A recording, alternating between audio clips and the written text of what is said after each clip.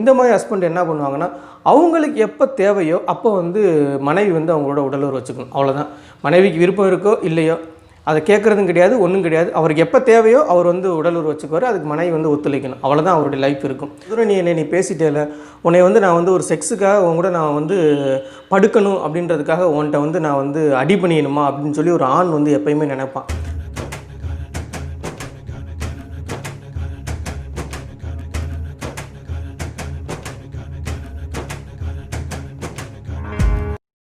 அனைவருக்கும் வணக்கம். இது ராயலூரன் டிவி சைனிங் இன் அருண். அதற்கு முன்னாடி இந்த தளத்தை சப்ஸ்கிரைப் பண்ணாதவங்க சப்ஸ்கிரைப் பண்ணுங்க, கூடவே இருக்கும் பெல் பட்டனையும் ப்ரெஸ் பண்ணுங்க. அப்போதான் ராயலூரன் டிவியின் செய்திகளை நீங்கள் மிஸ் பண்ணாமல் பார்க்கலாம்.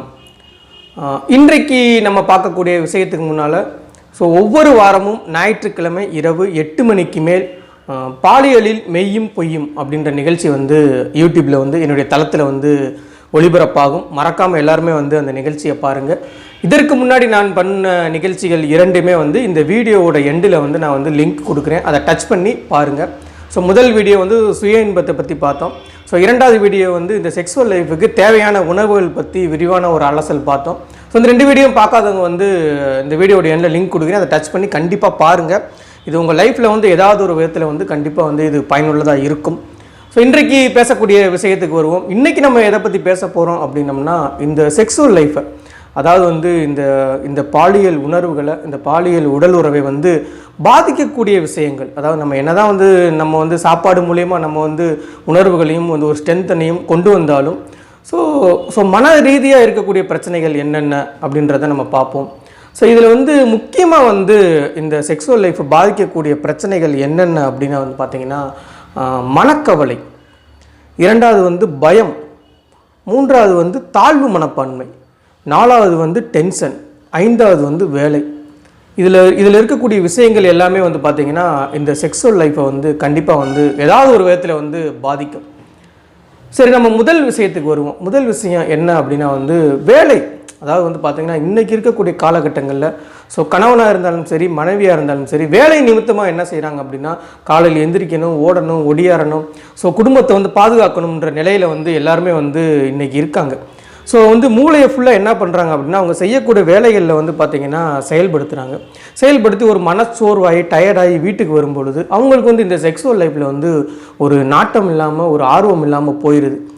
அப்படி இருக்கக்கூடாது. ஏன்னா வந்து நம்ம வந்து தினம் வந்து அன்றாட நம்ம என்ன செய்கிறோம், குளிக்கிறோம், பல்லு விளக்குறோம், டிஃபன் சாப்பிட்றோம், மதியம் வந்து லஞ்ச் சாப்பிட்றோம். இந்த மாதிரி தான் வந்து ஒரு செக்ஸுவல் லைஃப்பை நம்ம வந்து வச்சுக்கணும். நம்ம வேலையை வந்து ஆஃபீஸோடு வந்து முடிச்சிடணும். ஈவினிங் 5 மணிக்கு நம்ம வீட்டுக்கு வந்துட்டோம்னா நம்ம ஒரு ஹஸ்பண்டு. அதுக்கு முன்னாடி நம்ம என்ன ஒரு பொறுப்பு, எவ்வளோ பெரிய பொறுப்பு, நீங்கள் எவ்வளோ பெரிய ஆஃபீஸர், எவ்வளோ பெரிய எம்எல்ஏ, எம்பி, என்ன ஒரு பொசிஷனில் இருந்தாலும் அது வந்து நீங்கள் வீட்டுக்கு வர வரைக்கும் தான். வீட்டுக்குள்ளே நுழைஞ்சிட்டிங்க அப்படின்னா நீங்கள் ஒரு ஹஸ்பண்ட், நீங்கள் ஒரு கணவன், நீங்கள் ஒரு அப்பா. நீங்கள் செய்ய வேண்டிய கடமைகளை கண்டிப்பாக செய்யணும். மனதை வந்து ஒருநிலைப்படுத்தி ரிலாக்ஸ் ஆகி நீங்கள் அதுக்கப்புறம் வந்து நீங்கள் வந்து உங்களுடைய துணையோட நீங்கள் வந்து கண்டிப்பாக வந்து உடலுறவு வந்து வச்சுக்கலாம். அந்த வேலை டென்ஷன்லேயே இருந்தீங்க அப்படின்னா கண்டிப்பாக வந்து இந்த உடலுறவில் வந்து பிரச்சனை வரும், தேவையில்லாத பிரச்சனைகளுக்கு வந்து கொண்டு போகும். இரண்டாவது வந்து பார்த்தீங்க அப்படின்னா வந்து ஒரு சில வீட்டிலலாம் வந்து ஹஸ்பண்ட் இருப்பாங்க, பார்த்துருப்பீங்க. அப்படியே ஸ்ட்ரிக்டாக அப்படியே வருவார். வந்தோடனே அப்படி வந்து அவர் தான் வந்து எல்லா கணக்கு வழக்கையும் பார்ப்பார். குடும்பத்தை வந்து அவர் தான் நிர்வாகம் பண்ணுவார். அவங்களுடைய அண்ணன் தம்பி சொந்த பந்தம் எல்லாருமே வந்து அவரை வந்து ஒரு காட்ஃபாதர் மாதிரி எப்படி வச்சுருப்பாங்க.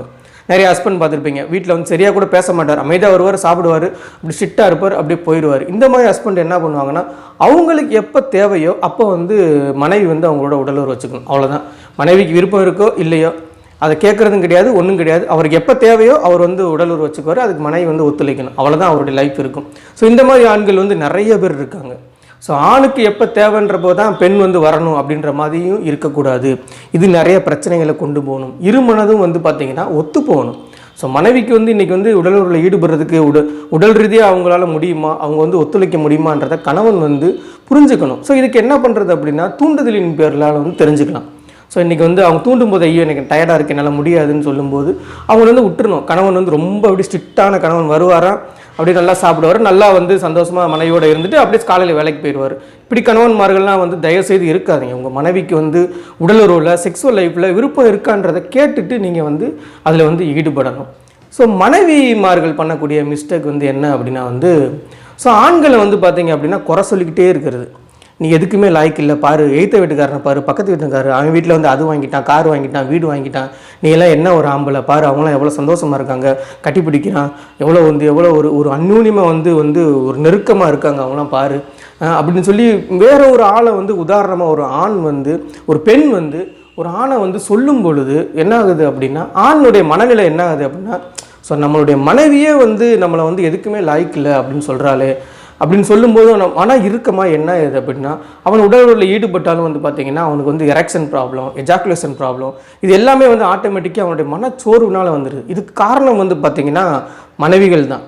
என்றைக்குமே வந்து ஒரு ஆணை வந்து வேற ஒரு ஆட்களோட வந்து கம்பேர் பண்ணி பேசும் பொழுது அவன் வந்து தாழ்வு மனப்பான்மைக்குள்ளே ஆளாயிடும். தாழ்வு மனப்பான்மை என்ன பண்ணும் அப்படின்னா, அவனுடைய செக்ஸுவல் லைஃப்பை வந்து ஆட்டோமேட்டிக்காக குறைக்க ஆரம்பிச்சிச்சு அப்படின்னா அவனுடைய விரைப்புத்தன்மையாக இருக்கட்டும், அவனுடைய வந்து வெளிப்படும் தன்மையாக இருக்கட்டும், எல்லாமே வந்து பார்த்தீங்க அப்படின்னா ஆட்டோமேட்டிக்காக வந்து குறைய ஆரம்பிச்சிடும்.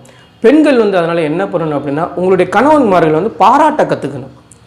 பரவாயில்லைங்க, நல்லா இன்றைக்கி வந்து நல்லா பேசுனீங்க, நல்லா பழகுனீங்க, நல்லா அருமையாக வேலை பார்த்தீங்க, சரிங்க இன்றைக்கி ஒரு நாள் நீங்கள் சமையல் செய்யுங்க, அருமையாக சமைச்சிங்க, என்னோட நல்லா சமைக்கிறீங்க, இது போன்ற பாராட்டுகள் வந்து ஒரு ஆணின் மனதை வந்து பார்த்திங்க அப்படின்னா மென்மேலும் மேம்படுத்தும், அவனுடைய செக்ஸுவல் லைஃப்பையும் நல்லா கொண்டு போகும். அடுத்த விஷயம் என்னன்னு பார்த்தீங்க அப்படின்னா, வீட்டில் வந்து தாய்க்கோ தந்தைக்கோ குழந்தைக்கோ வந்து பார்த்திங்கன்னா உடல்நிலை சரியில்லாத போது பார்த்திங்கன்னா கணவனாலோ மனைவியாலோ வந்து சரியாக வந்து உடல் உறவில் வந்து ஈடுபட முடியாது. அவளுடைய மனநிலை வந்து அதுக்கு வந்து ஒத்துக்காது. ஸோ அந்த மாதிரி நேரத்தில் வந்து நம்ம வந்து ஆறுதலான வார்த்தைகள் பேசி, ஸோ இதுவும் ஒரு கடமைதான்றதை வந்து மனைவிக்கும் கணவனுக்கும் உணர்த்தி தான் நம்ம வந்து ஒருத்தருக்கு ஒருத்தர் அந்யூன்யமாக பேசி தான் வந்து நம்ம வந்து உடல் உறவில் வந்து ஈடுபட வைக்கணும். ஸோ அடுத்த பிரச்சனை என்னென்னு வந்து பார்த்திங்கன்னா, கணவனுக்கும் மனைவிக்கும் இடையே நடக்கக்கூடிய சண்டை. ஒரு வார்த்தையை பேச மனைவி ஒரு வார்த்தையை பேச, கணவன் 2 வார்த்தை பேச, மனைவி ஒரு வார்த்தைகள் வளர்ந்துக்கிட்டே போக போக பெரிய பிரச்சனைகளாகி கடைசியில் வந்து நான் வந்து இவ்வளோ தூரம் நீ பேசிட்டேல, உன்னை வந்து நான் வந்து ஒரு செக்ஸுக்காக உன் கூட நான் வந்து படுக்கணும் அப்படின்றதுக்காக உன்கிட்ட வந்து நான் வந்து அடி பண்ணிடணுமா அப்படின்னு சொல்லி ஒரு ஆண் வந்து எப்பயுமே நினச்சிட்டு என்ன பண்ணும் அப்படின்னா உடலுறவை வந்து சுத்தமாக வந்து தவிர்த்துக்கிட்டே வருவான். அதனால் என்ன செய்யணும் அப்படின்னா, ஒரு வார்த்தைகள் வளர என்ன செய்யணும் அப்படின்னா, வார்த்தைகளை வந்து கட்டுப்படுத்தி ஸோ அதை வந்து வேற ஒரு திசைக்கு கொண்டு போகணும். கணவன் வந்து ஒரு கோவப்பட்டு ஒரு வார்த்தையை பேசும்பொழுது அதை என்ன பண்ணணும், மனைவியானவன் வேற ஒரு திசைக்கு கொண்டு போய் ஒரு சந்தோஷமாக மாற்றணும். ஸோ மனைவி வந்து அந்த மாதிரி பேசும்போது இருந்தாலும் கணவன் அப்படி அதே மாதிரி நடந்துக்கணும். மனைவி வந்து ஒரு 4 வார்த்தைகள் பேசும்போது கணவன் அதை வந்து ஒரு திசை திருப்பி கொண்டு போய் ஸோ அந்த பிரச்சனையை வந்து ஒன்றுமில்லாமல் ஆக்கி ஒரு சந்தோஷமான ஒரு சூழ்நிலைக்கு வந்து கொண்டு வரணும்.